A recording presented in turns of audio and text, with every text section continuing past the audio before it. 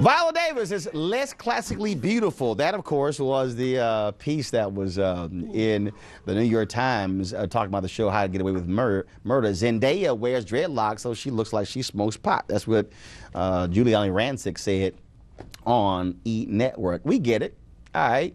Y'all ain't used to black beauty. All right, we understand it. And the reality is the American fashion industry has not really focused on that. In fact, Beth Ann Hardison has been ripping the runways and ripping the designers for the lack of black beauties walking those runways. And so when you think about classic beauty, what do we always hear? Audrey Hepburn. Mm-hmm. We always hear Betty Davis. Mm-hmm. But you don't hear Sistas Josephine Baker. You don't hear all of a sudden women along those lines. Where author Nichelle Gainer put together an entire book with pictures of glamorous black women that the American beauty industry has long ignored. It is called Vintage Black Glamour, and she's with us right now. How you doing? I'm fine, thank you. So what was that moment where you said, I gotta do this book? Well, that moment was in Harlem at the Schomburg Center. I was actually working on another book, a novel, which will come out soon enough. And I was researching the novel, and I was basing a character off of Rose Morgan. Rose Morgan was one of our millionaire beauty entrepreneurs. She owned a big salon in Harlem. Mm-hmm. She was also Joe Lewis's second wife. Mm-hmm. And I was basing a character on her, but I found a picture of her with a woman in pearls and a beautiful dress, and I'm like, this looks, oh my goodness. It was my aunt, Margaret Tynes, opera singer. 50-year career. She performed with Duke Ellington and Harry Belafonte, and so I ran out of the library and called my cousin. I'm like, isn't this our aunt, our cousin? And that's a picture of her right there. Yes. Oh, that is a gorgeous picture. Carl Van Vechten took that picture. Yes, in 1959. That was really at the height of her career. And so looking at that, you said, well, there got to be some other photos out here of... That's exactly what I said, because I was surprised at she, everyone doesn't stay famous, and I was surprised that she was in Jet. She was taking, Carl Van Vechten took her pictures. She was covered like a celebrity. There was a little article I found in Jet that said Margaret Tynes and Diane Carroll are up for this TV role.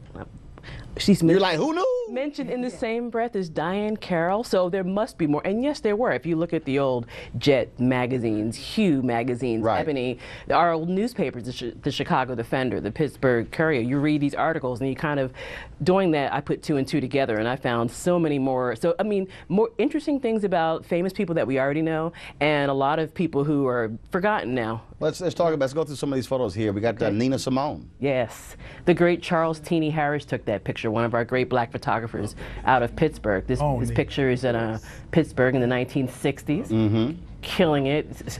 Classically, beautifully stunning in that picture, I think. Holding a cigarette, legs crossed, chilling. Yes. All right, then. So we got our, and the next photo, we already shown this one here, and that was your aunt.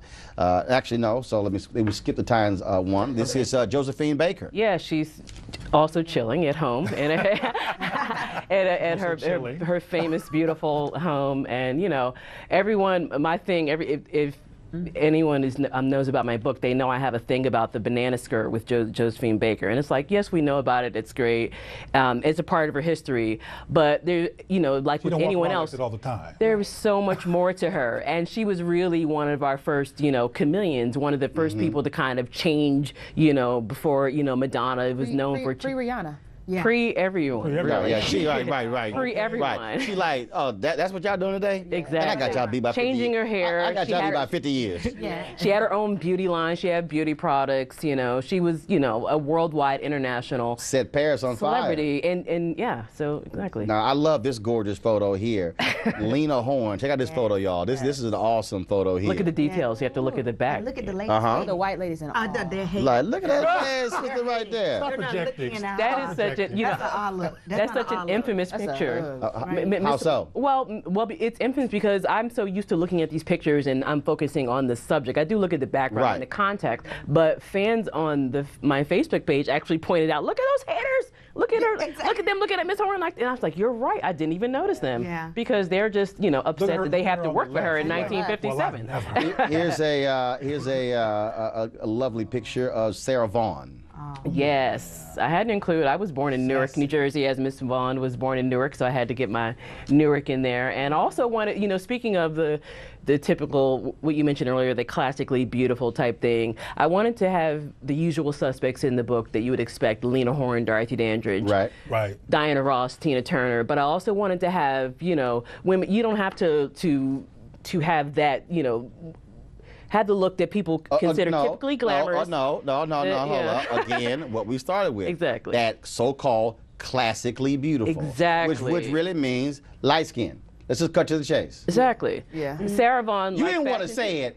I know you were dancing around it. Hell, I just went ahead and said this. I ain't no sense in. But you know, this is a black show on a black network. We don't have to dance. It was generally light. There you go. All right. Right. Come on. This is a black show on a black network. All right. Yeah, we ain't got to dance over here. So we know, and so black shows, just like we have our own thing, I wanted to include Sarah Vaughan and Ella Fitzgerald in there because you know what, they enjoyed fashion and style too. I talk about fashion designers in the book. In fact, Zelda Wynn Valdez was like the celebrity designer back in the day who designed for all the black celebrities. She made all of Ella Fitzgerald's dresses. She would just look at pictures of her in the newspaper and have to make her dress just from looking at the picture because she would gain and lose weight and she would never have their measurements. And she would just call her and say, I need 3 dresses. And so she'd make them and send them to her. Taste of Honey. Taste of Honey. Get More Than Pretty Faces again, guitar and bass. Oh yeah, yeah. You know, so they were also, you know, they are songwriters and musicians. That's attitude and sexy at the same time. Everything. That's how we do Fierce. All right. I wanted to include, you know, the icons that I grew up looking at. I mean, not just I grew up loving, you know, Linda Carter as Wonder Woman, but I also love Minnie Riperton and Phyllis Hyman, and those are my beauties. And there's a, you know, taste of honey. Next up, Donna Summer. Donna Summer. Love her. Yeah, you know. She's like, y'all know I'm a diva. Awesome. You know I'm a diva.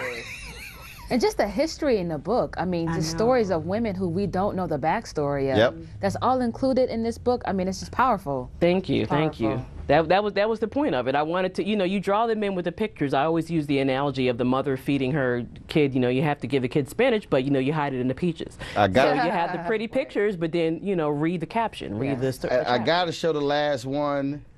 We are family, Sister Sledge. Yes.